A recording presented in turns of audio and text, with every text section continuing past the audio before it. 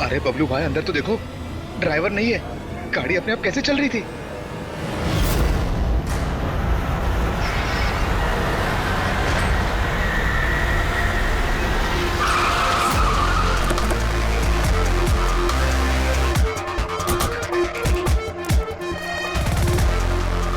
सलाम साहब। क्या बात है? एक्सीडेंट के केस में सीआईडी को बुलाया तुम लोगों ने? सर मुझे लगा है नॉर्मल एक्सीडेंट नहीं है, इसीलिए। क्यों? ऐसा क्यों लग रहा है? सर आइए खुद ही देख लीजिए, आइए।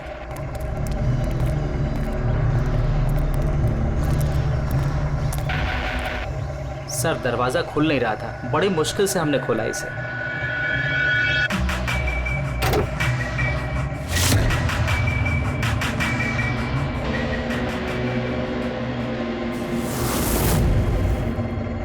ये पहले किसने देखा? सर इन लोगों ने। मैं देखता हूँ। किसने देखा था पहले? क्या हुआ था? सर ऐसा पहले कभी देखा ही नहीं। गाड़ी में ड्राइवर नहीं था सर। गाड़ी में ड्राइवर नहीं है तो गाड़ी अपने आप चल रही थी। अरे यार साफ साफ बताओ भाई। हाँ सर, गाड़ी में ड्राइवर नहीं दिखाई दिया और गाड़ी जाके सीधे पेड़ से टकरा गई।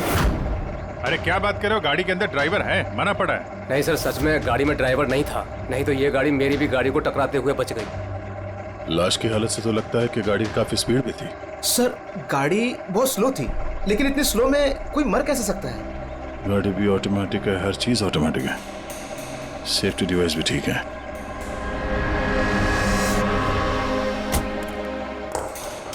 ये लोग तो बोल रहे हैं कि इन लोगों ने इसे ड्राइव करते हुए देखा ही नहीं। अच्छा, तो हो सकता है ये ड्राइवर पहले से घायल हो, जिसकी वजह से ये ड्राइविंग सीट से फिसल के स्टीयरिंग के नीचे जो जगह वहां पे सरक गया और उसके बाद ही एक्सीडेंट हुआ हो। शायद इसीलिए नहीं दिखा होगा। कुछ पता चला कौन है? कुछ आईडी वगैरह? अरे हाँ, इसका नाम अमन है और उसका मोबाइल है पूरी तरह से टूट गया। और एक बात अभिजीत, ये गाड़ी ऑटोमेटिक है, ये देखो इंजन अभी भी ऑन है, ऑफ नहीं हो रहा है। हो सकता है जब ये एक्सीडेंट हुआ हो उसकी वजह से जो इम्पैक्ट हुआ उससे ये कार का कंप्यूटर क्रैश हुआ। यार ये लोग तो बोल रहे हैं कार बहुत स्लो थी जब टकराई। ऐसा इम्पैक्ट? कहीं कार के साथ कुछ छेड़छाड़ तो नहीं की गई? हो सकता है। ठीक है, गाड़ी को पुलिस गैराज भेजते हैं और इसको फोरेंसिक लैब। मैंने इस गाड़ी को अच्छी तरह से चेक किया है। इस कार को मॉडिफाई किया गया है, एक्स्ट्रा सेफ्टी फीचर्स दिए गए हैं। एक्स्ट्रा सेफ्टी फीचर्स जैसे कि? जो आम गाड़ियों में होता है उससे कहीं ज्यादा, जैसे कि एक्स्ट्रा एयर बैग्स, अच्छी क्वालिटी के शॉकअप्स, ज्यादा मजबूत कांच और अच्छी क्वालिटी के ज्यादा मजबूत सीट बेल्ट।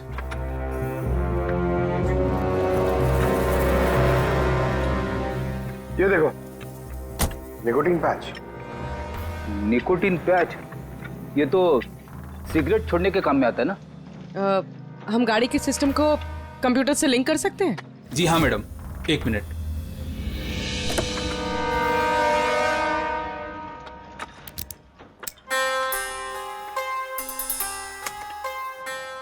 मैम, किसी ने सेटिंग चेंज किया है। कार के सॉफ्टवेयर को हैक किया गया है। खिड़की के कांच से लेकर ब्रेक तक सब कुछ कोई और कंट्रोल कर रहा था। अगर सब कुछ कोई और कंट्रोल कर रहा था, फिर हादसे के बाद इंजन उसने बंद क्यों नहीं किया? टक्कर की वजह से कार का वायरलेस सिस्टम डैमेज हो गया था, इसलिए कार बंद नहीं हुई। गाड़ी को हैक किया गया? मतलब ये एक्सीडेंट नहीं है, ये तो मर्डर है।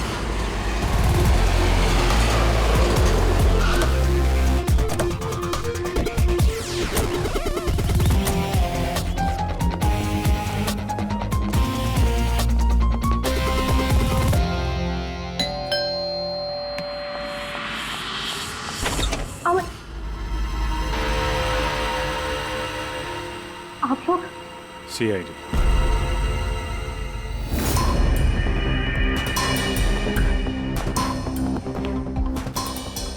अरे इस आदमी पर कोई टैंकर चढ़ गया था क्या? सारी की सारी हड्डियां टूट गई हैं। कोई टैंकर वैंकर नहीं चढ़ा था इसके ऊपर साउंड के। एक छोटा सा एक्सीडेंट हुआ था यार, छोटा सा, और वो भी किसी ने करवाया था। आपके पति अमन का एक्सीडेंट हुआ है और वो नहीं रहे। आपको कैसे पता? अमन को कार नहीं चलानी चाहिए थी। वो कभी कार नहीं चलाता था सर, क्योंकि उसे पता था कि छोटा सा झटका भी उसकी जान ले सकता है। पर आप लोग, मेरा मतलब है कि सीआईडी यहाँ पे जी, क्योंकि हमें लगता है कि उनका खून हुआ है। खून? पर ऐसे कैसे हो सकता है सर? एक्सीडेंट से पहले तो अमन मुझसे फोन पे बात कर रहा था, हम दोनों फोन पे बात कर रहे थे कि अचानक फोन कट हो गया। मैंने बहुत ट्राई किया लेकिन फोन नहीं मिला। मैं समझ गई थी कि कुछ तो ठीक नहीं है। अमन कभी भी खुद गाड़ी ले जाकर इतना बड़ा जोखिम नहीं उठा सकता था। खुद ड्राइव नहीं करते हैं तो ड्राइव कौन करता है? सर, हमारा एक ड्राइवर है। कहाँ वो ड्राइवर कहाँ है अभी? उसकी तबीयत खराब थी इसलिए वो छुट्टी पर है। कहीं उस ड्राइवर नहीं तो कुछ गड़बड़ नहीं गई गाड़ी में? नहीं सर, हमारा ड्राइवर बहुत ही भरोसेमंद इंसान है, वो ऐसा कभी नहीं कर सकता। पिछले 15 साल से वो हमारे लिए कार चला रहा है। सर, इसके शरीर पर 7 जगह हड्डियों के टुकड़े टुकड़े हो गए, 43 जगह हेयरलाइन फ्रैक्चर्स हैं और 21 जगह माइन्यूट फ्रैक्चर्स हैं। और हैरानी की बात तो ये है कि इसके पहले भी इसके शरीर पर बहुत सारे फ्रैक्चर्स हो चुके थे जो अब हील हो गए। बस इन हड्डियों के टूटने की वजह से इसके शरीर के नाजुक अंग जैसे हार्ट, फेफड़े, ये सब डैमेज हो गए और मौत भी शायद इसी वजह से हुई है। साळुंखे, ये जो निशान है स्क्वेरिश, ये कैसे निशान है? बस ये निकोटिन पैचेस के निशान है। इसके शरीर पे बहुत ज्यादा है। इसे सिगरेट पीने की लत थी और वो इसे छोड़ना चाह रहा था। Nicotine patches? अच्छा। और फिर यार अभी तारिका ने बताया कि इसके शरीर पर पुराने फ्रैक्चर्स के निशान भी हैं, बहुत सारे। ये पुराने फ्रैक्चर्स का क्या मतलब हो सकता है? अमन को ड्राइविंग तो आती थी ना? हाँ सर। तो फिर जोखिम किस बात का? अमन मेरे या आपकी तरह नहीं था सर। छोटे से छोटा झटका भी उसकी जान ले सकता था।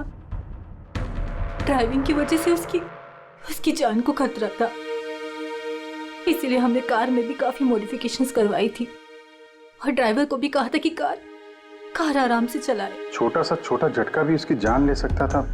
क्या मतलब? क्या कुछ था उसको? कोई प्रॉब्लम थी? सर, अमन का शरीर कमजोर था, नाजुक था। यार तू क्या कर रहा है साउंड के? अरे तू ये ऑस्टियोजेनेसिस इम्परफेक्ट है। ऑस्टियोजेनेसिस इम्परफेक्ट मतलब ब्रिटल बोन डिजीज? एग्जैक्टली, भंगुर अस्थि रोग। मतलब इसकी हड्डियां भंगुर हैं। और इसीलिए बॉस, इसकी हड्डियों को अगर जरा सा भी झटका लगे तो चकनाचूर हो सकती हैं। 25 से ज्यादा बार उसके फ्रैक्चर्स हो चुके थे। हमेशा खतरा रहता था उस पे। मुझसे जितना हो सके मैं उसकी सुरक्षा का ख्याल रखती थी ताकि उसे कोई झटका न लगे। घर में, कार में हमेशा उसकी सुरक्षा का ध्यान रखती थी। यहाँ तक कि जब अमन को पता चला कि सिगरेट पीने से हड्डियाँ कमजोर होती है तो अमन ने पूरी कोशिश की सिगरेट छोड़ने की। तभी इतने मामूली एक्सीडेंट से भी ये हाल हो गया था शरीर का। लेकिन वो अचानक गाड़ी लेके कहाँ गया था? सर, मुझे नहीं पता, लेकिन जब वो अकेला गाड़ी लेकर चला गया तो मुझे उसकी बहुत चिंता हुई और मैंने अमन को फोन किया। हेलो अमन। या बेबी बोलो। अच्छा, तो तुम खुद ड्राइव कर रहे हो। तुम्हें पता है ना तुम्हारा ड्राइव करना कितना ज्यादा खतरनाक है, लेकिन तुम मेरी बात सुनते तक नहीं। वैसे ऐसा कौन सा जरूरी काम था जिसके लिए तुम खुद गाड़ी लेकर निकल गए? ड्राइवर तक का वेट नहीं किया गया तुमसे। जरूरी था स्वीटहार्ट, लेकिन तुम परेशान मत हो, मैं गाड़ी आराम से ही चला रहा हूँ। अमन, मुझे ऐसा क्यों लग रहा है कि तुम मुझसे कुछ छुपा रहे हो? देखो सुप्रीति, मैं मानता हूँ कि मैं सारी बातें तुमसे शेयर नहीं कर पा रहा, लेकिन इसका मतलब ये नहीं कि तुम उल-झुल बातें सोचने लग जाओ। है कुछ प्रॉब्लम्स, मैं उन्हें सॉल्व कर लूँ, फिर तुम्हें सब कुछ बता दूंगा। प्रॉब्लम्स? तुम अभी क्यों नहीं बता सकते मुझे? क्योंकि ये सब खतरनाक है, वो लोग बहुत खतरनाक हैं, मैं तुम्हें नहीं बता सकता। खतरनाक लोग? Oh no. अमन, हेलो। कौन सा प्रॉब्लम? और ये किन खतरनाक लोगों की बात कर रहे थे वो? कुछ पता है आपको? सर, मैं कुछ नहीं जानती। अमन की किसी से कोई दुश्मनी, कोई बिजनेस राइवलरी वगैरह? इस बारे में मुझे कुछ भी पता नहीं, लेकिन हाँ, मयंक और नेहा आपकी शायद कुछ मदद कर सकते हैं। मयंक और नेहा? ये कौन है ये लोग? मयंक पेशे से एक वकील है और अमन का दोस्त भी, और नेहा अमन की सेक्रेटरी थी। अच्छा, ये मयंक का ऑफिस कहाँ है? अमन सर का खून? आप? मैं नेहा, अमन सर की सेक्रेटरी। लेकिन अमन की मौत तो एक्सीडेंट में हुई है ना? जी हाँ, मौत तो एक्सीडेंट में हुई है, लेकिन एक्सीडेंट अपने आप नहीं हुआ है। खैर ये बताइए कि आप दोनों मिस्टर अमन को कब से जानते हो? मतलब कब से काम कर रहे हो उनके साथ? सालों से। हम लोग साथ में काम ही नहीं करते थे, बल्कि बहुत अच्छे दोस्त भी थे। अमन की बीमारी की वजह से ज़्यादातर बिजनेस वगैरह मैं ही हैंडल करता था। और नेहा जी आप? सिर्फ मैं और मयंक सर ही तो थे, अमन सर का पूरा बिजनेस संभालते थे। वैसे बिजनेस क्या है उनका? इन्वेस्टमेंट का बिजनेस है। हम लोग अलग अलग कंपनीज में पैसे लगाते थे और जब वो कंपनीज में मुनाफा होने लगे तो अपना परसेंटेज वापस ले लेते थे। ऐसी 50 कंपनीज है जहाँ पर पैसे लगाए थे अमन ने। किस तरह का कंपनीज में इन्वेस्ट करते थे? वैसे तो कई सारी कंपनीज में पैसे लगाए थे, लेकिन उनकी सबसे ज़्यादा दिलचस्पी 20-30 फार्मास्यूटिकल्स कंपनीज में थी। फार्मा कंपनी या दवाइयों की कंपनी? जी, ये कंपनीज बहुत नुकसान में चल रही थी, लेकिन आपको तो पता ही होगा अमन की बीमारी के बारे में। और ये कंपनीज उसी बीमारी का इलाज निकालने की कोशिश कर रही थी, और अमन का सपना था कि इस बीमारी का इलाज संभव हो जाएगा तो किसी और को वो तकलीफ नहीं उठानी पड़ेगी जो उसे थी। और सर अभी तो उन कंपनीज में फ़ायदा भी होना शुरू हो गया था। कोई दुश्मनी, किसी से कोई लड़ाई झगड़ा? नहीं सर, ऐसा तो कुछ नहीं था। अगर कुछ होता तो वो मुझे ज़रूर बताते थे। अमन की वाइफ का कहना है कि पिछले कुछ दिनों में वो परेशान लग रहा था। आपको जानती? परेशान तो थे, मगर मुझे कुछ बताया नहीं। मुझे लगा काम का प्रेशर होगा बस। आपने बताया था कि दवाइयों की कंपनी जो नुकसान में चल रही थी, उनमें से कुछ को फायदा होने लगा था। सबको नहीं सर, शायद एक को। मुझे उसकी डिटेल चाहिए। जी, मुझे अकाउंट चेक करना होगा। ठीक है। और मुनाफे के अलावा कोई ऐसी बात जो आपको अलग लगी या फिर कुछ अजीब सी हो, वो भी बता दीजिएगा।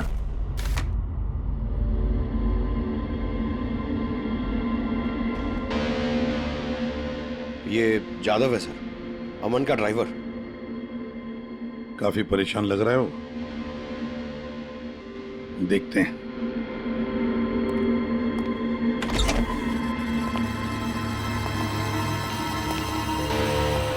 जादव?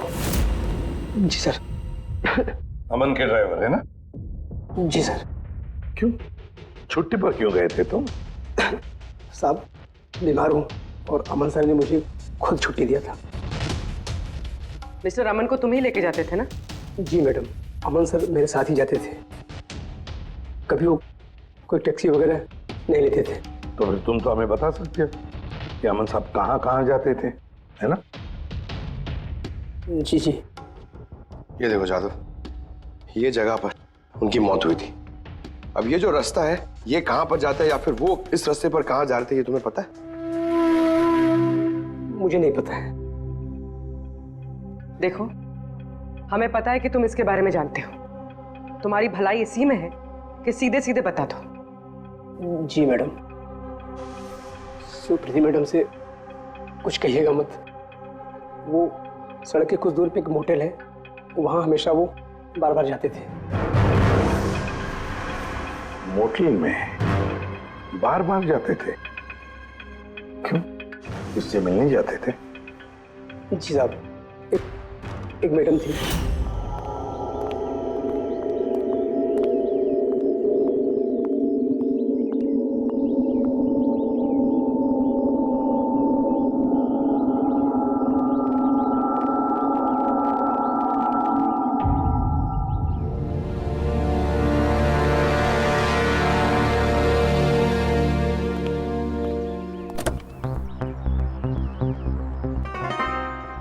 सुन जादव, ये जो कुछ भी तुमने देखा, इस बारे में किसी से कुछ मत कहना। सुप्रीति भाभी से भी नहीं, समझे?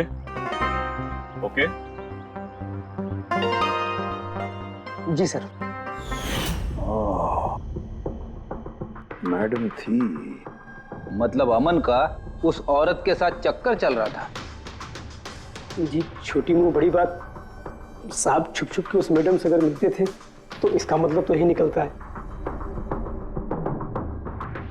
अमन उस औरत से मिलने जा रहा था जब यह हादसा हुआ। तो हो सकता है वो औरत अब भी वहीं पर हो, उसी मोटल में। चलकर मिलना पड़ेगा इस औरत से।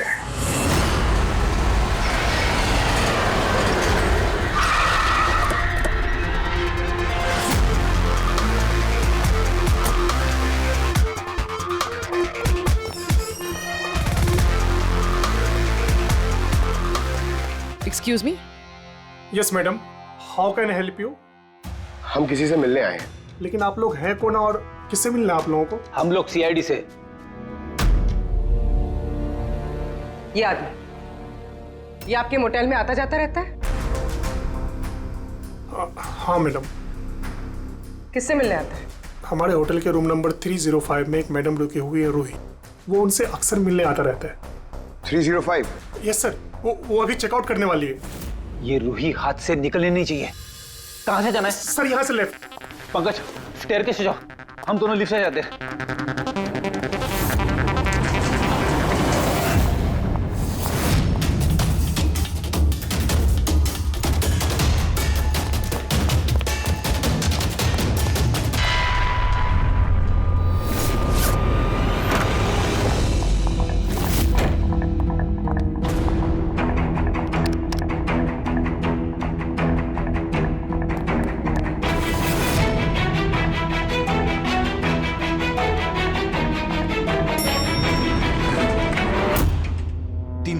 सर उधर।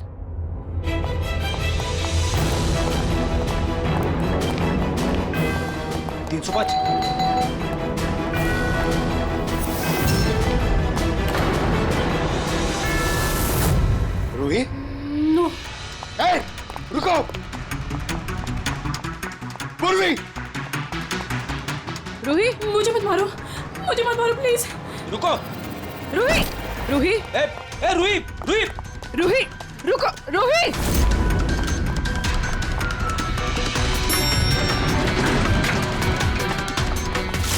रुक जा। रूही, रुको। रुक जा। रूही, मार दो मुझे, लेकिन तुम लोग भी बच नहीं पाओगे। तुम लोगों का सच सबके सामने आ ही जाएगा। सच? कौन सा सच? मैं सब जान चुकी हूँ तुम लोगों के बारे में, सब जान चुकी हूँ। क्या बोल रही हो तुम? तुम्हें ऐसा क्यों लगता है कि हम तुम्हें मारेंगे? आओ। कौन सा सच? रूही, हम सीआईडी से। सीआईडी? चलो मान लिया रूही कि तुमने कुछ नहीं किया, लेकिन अगर तुमने कुछ नहीं किया तो वहां से भागी क्यों? मुझे लगा कि ये लोग मुझे मारने आए हैं। इसका मतलब कोई है जो तुम्हें मारना चाहता है? जी, वही लोग जिन्हें हम एक्सपोज करने वाले थे। उनके खिलाफ हमारे पास सारे सबूत थे। कौन लोग और कैसे सबूत? हाँ, बताओ।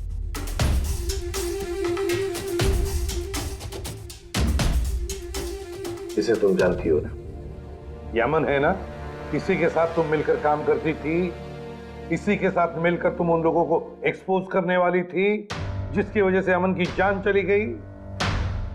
देखो री, अब शायद तुम्हारा नंबर है, वो लोग तुम्हें मारेंगे। सर मैं मरना नहीं चाहती, मैं मरना नहीं चाहती सर। तो फिर बताओ, बताओ जल्दी, कौन लोग हैं वो? उनका राज छुपाने से वो तुम्हें छोड़ेंगे नहीं। सर,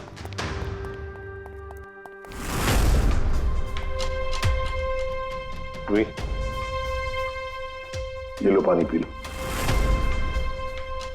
पियो। और मैंने जो कहा ठंडे दिमाग से सोचो, अपने बारे में सोचना जरूर। मैं आता हूं।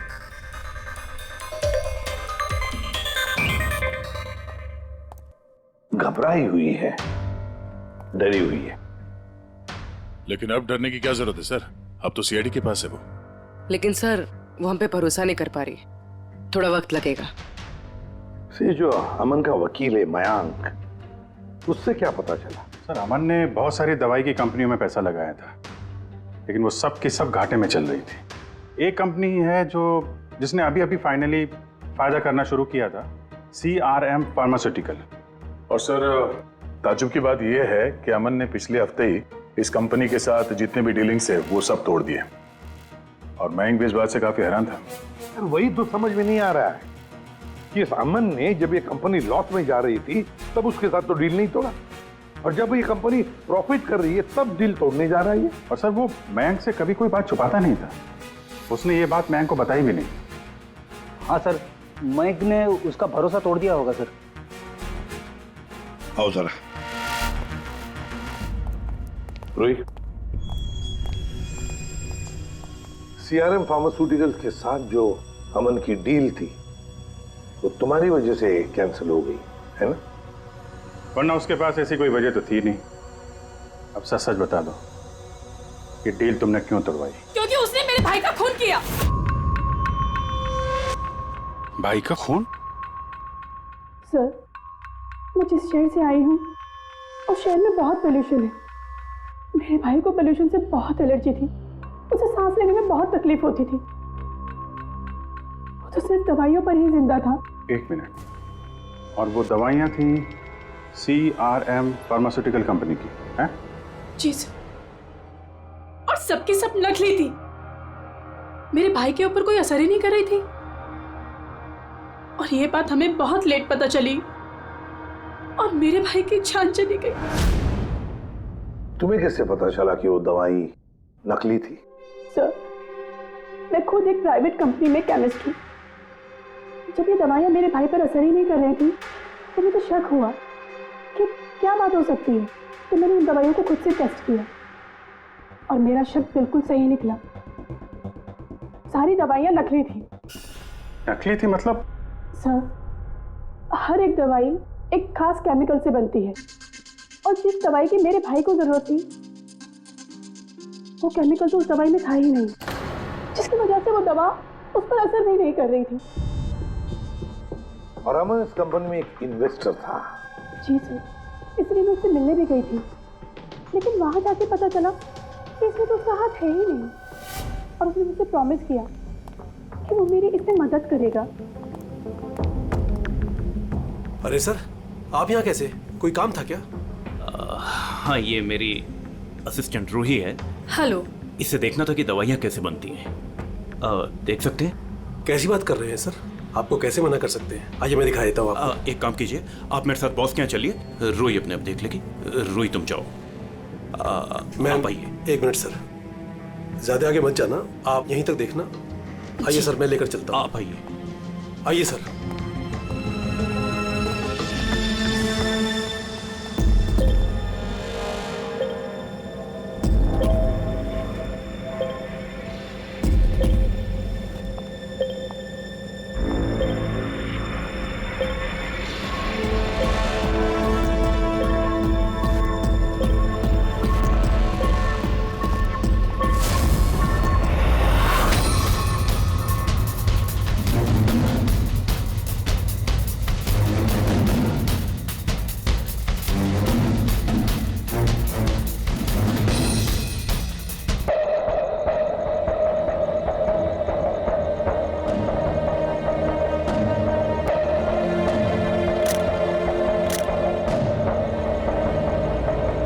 ये तो वही केमिकल है, लेकिन ये लोग यहाँ से बाहर क्यों लेके जा रहे हैं? फिर हमने सारे सबूत जुटा लिए थे और सारे सैंपल्स भी टेस्ट किए थे।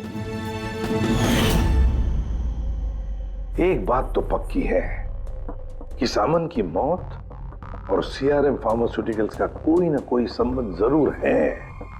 कुछ ना कुछ तो गड़बड़ जरूर है। बॉस, इतनी सुरक्षित कार होने के बावजूद इसकी हड्डियां कैसे टूटी ये पता चल गया।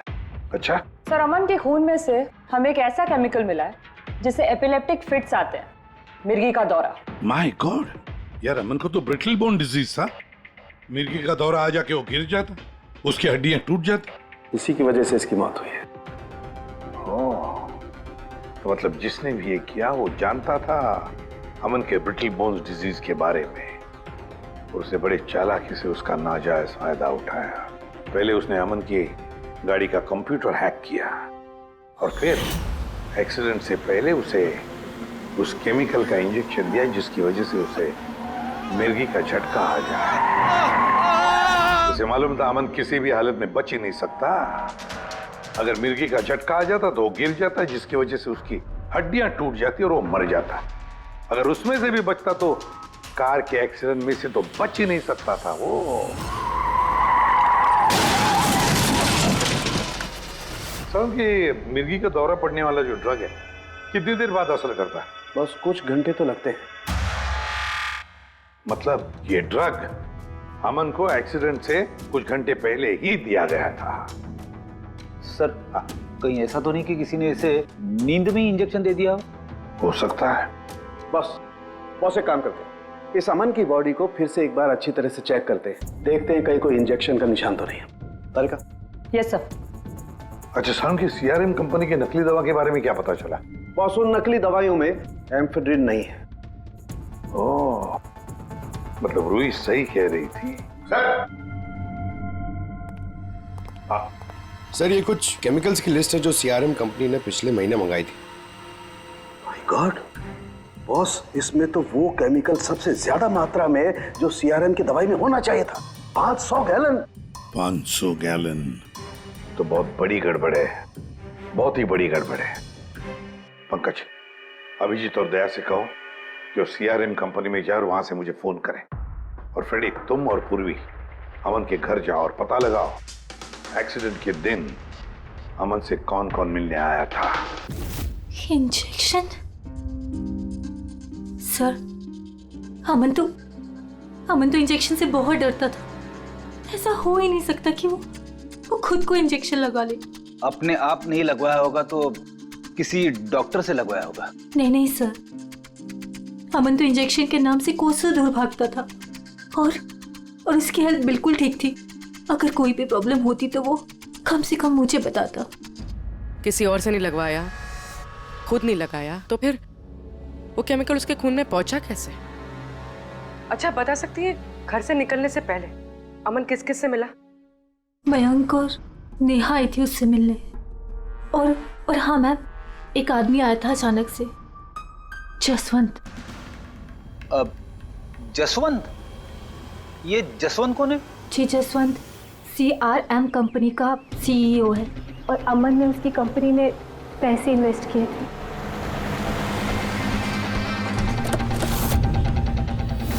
मिस्टर जसवंत, आप अमन के घर गए थे उससे मिलने के लिए उसके एक्सीडेंट के कुछ घंटे पहले? जी सर, मैं गया था लेकिन मिल नहीं पाया था। तो दरअसल उनकी वाइफ ने मुझे बताया कि वो सो रहे, तो मैंने सोचा वो शायद मुझे अवॉइड करना चाहते होंगे, तो मैं वापस चला आया।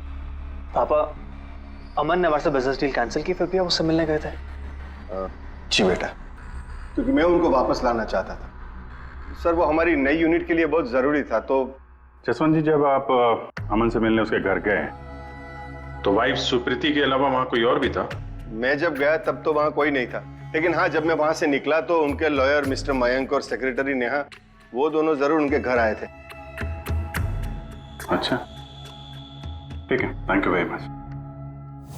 बॉस ये देखो, ये निकोटिन पैच का हिस्सा और यहाँ पर देखो ये इंजेक्शन का निशान। खूनी ने यहीं से वो मिर्गी के दौरे वाला इंजेक्शन इसे दिया है। इसका ये हिस्सा सुन्न करके हाँ, और वो इस पैच के जरिए। इसे इमला पैच कहते हैं। इमला पैच? ये बच्चों को इंजेक्शन लगाने से पहले लगाते हैं ताकि वो पर्टिकुलर एरिया सुन पड़ जाए और उन्हें दर्द ना हो। अब बस ये इमला पैच और ये निकोटिन वाला पैच, ये देखो बस, ये दोनों पैच एक जैसे दिखते हैं, बिल्कुल एक जैसे। हाँ, खूनी ने इस निकोटिन वाले पैच की जगह ये एमला पैच इसके हाथ पर लगाया, इसके हाथ का ये हिस्सा सुन्न कर दिया और बाद में मिर्गी के दौरे वाला इंजेक्शन यहाँ से लगा दिया, शायद तब जब वो सो रहा था। हाँ सर, ये कर कौन सकता? जसवंत तो एक हफ्ते से अमन को मिला भी नहीं, तो फिर? सर वो मयंक या फिर नेहा, वो तो नहीं। पंकज, ये खेल कौन खेल रहा है तो हम पता लगा ही लेंगे। अब हम भी एक खेल खेलेंगे, एक ऐसा खेल जिसमें जीत सिर्फ हमारी ही होगी, हमारी जीत।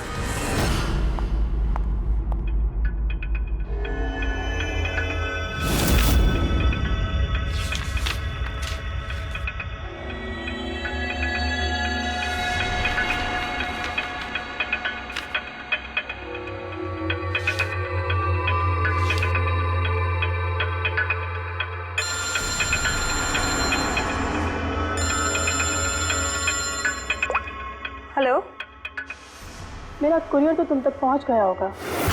कौन है तुम? और ये सब मुझे क्यों भेजा है?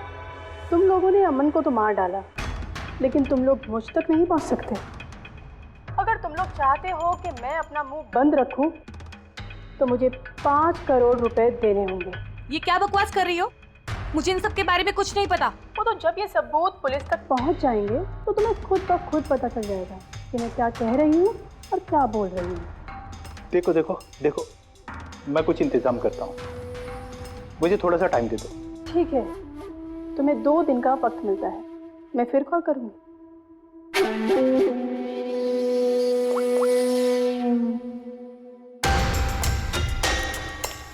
तो मास्टरमाइंड ये मयंक है।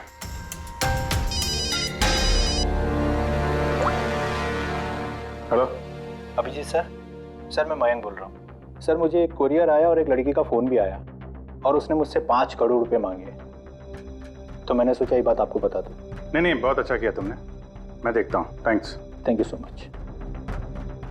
मयंक का फोन था। उसने उस कुरियर रूही के बारे में बताया सर। और उसने ये भी कहा कि उसने जानबूझ के समय मांगा ताकि हम इस तक पहुंच सके। तो ये मयंक नहीं बल्कि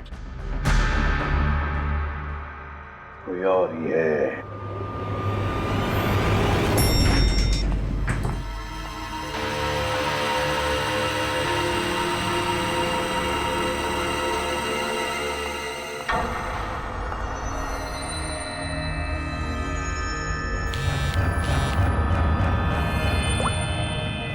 हाँ सर।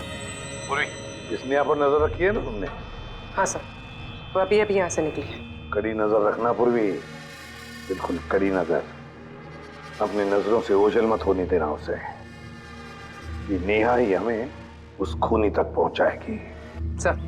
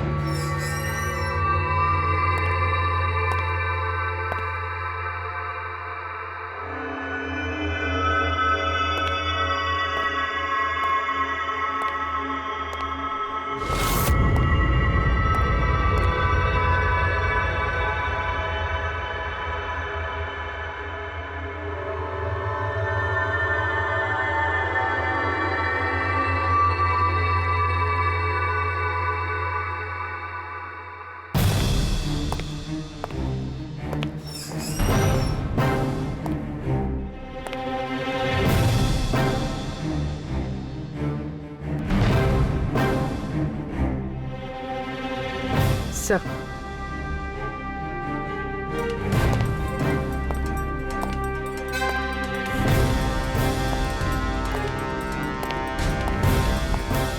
क्या हुआ? इतनी जल्दी में क्यों बुलाया?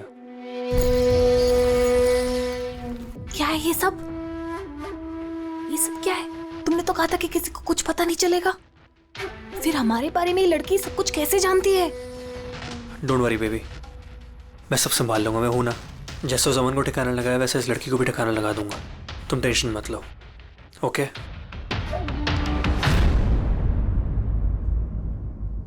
पहले हमसे तो निपट लो। You are under arrest, Mr. Ashwin.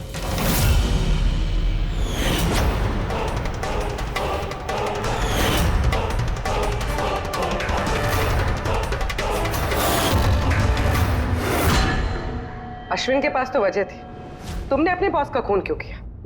हम दोनों एक दूसरे से प्यार करते हैं। जब मुझे पता चला कि अमन सर सीआरएम फार्मास्यूटिकल की जांच कर रहे हैं, तो ये बात मैंने अश्विन को बता दी ताकि वो लोग अपनी गलतफहमियां दूर कर सके। लेकिन इसने तो अमन को ही दूर कर दिया। क्यों अश्विन?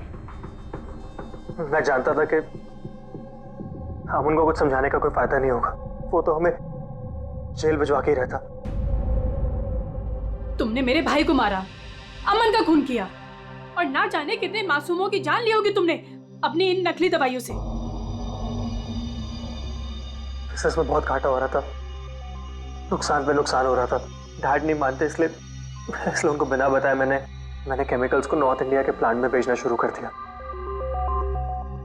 उससे हम नशा बनाते थे, थोड़ा प्रॉफिट हो ही रहा था कि अमन ने सारा खेल बिगाड़ दिया। सिर्फ फायदे के लिए दवाइयों की जगह पे तुम ये जहर बनाने लगे थे, हाँ? मुझे कंपनी की हालत पता थी, मैंने अमन सर को अश्विन से मिलाया था ताकि वो कंपनी में इन्वेस्ट करके उसे डूबने में बचा सके। और अमन खुद को तुम लोगों से बचा नहीं पाया। ये सब कुछ मैंने अपने प्यार के लिए किया, मेरे अलावा कोई ये कर नहीं सकता था क्योंकि वो अपने निकोटीन पैच मुझे से मंगाते थे।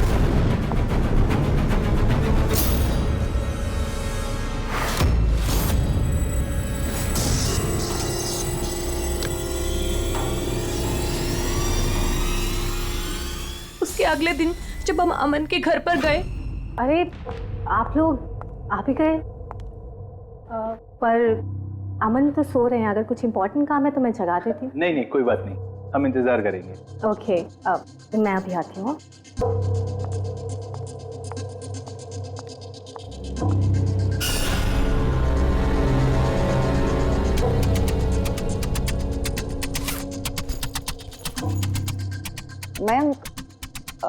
मैं जरा वॉशरूम होकर आऊं।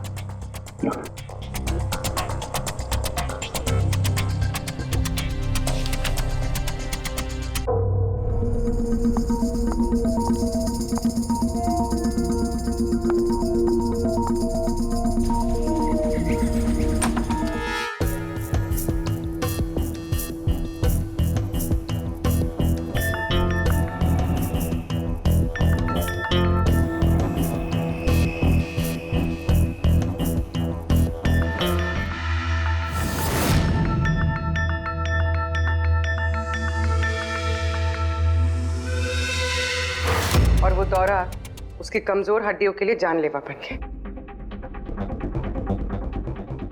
और तुम चीफ टेक्नोलॉजी ऑफिसर, तुमने रिमोट कंट्रोल से अमन के कार के कंप्यूटर को हैक कर दिया और उसका एक्सीडेंट करवाया। कमाल का दिमाग पाया है तुम लोगों ने, कमाल का दिमाग। काश यही दिमाग किसी अच्छे कामों में इस्तेमाल करते तो देश का भला हो जाता, समाज का भला हो जाता। पर नहीं, तुम्हारे इस टेढ़े दिमाग ने दो मासूम लोगों की जानें ली और पता नहीं कितने सैकड़ों लोगों की मौतें हुई तुम्हारी इस गलत दवाइयों की वजह से। तुम्हें तो कड़ी से कड़ी सजा होगी, शायद फांसी होगी तुम्हें।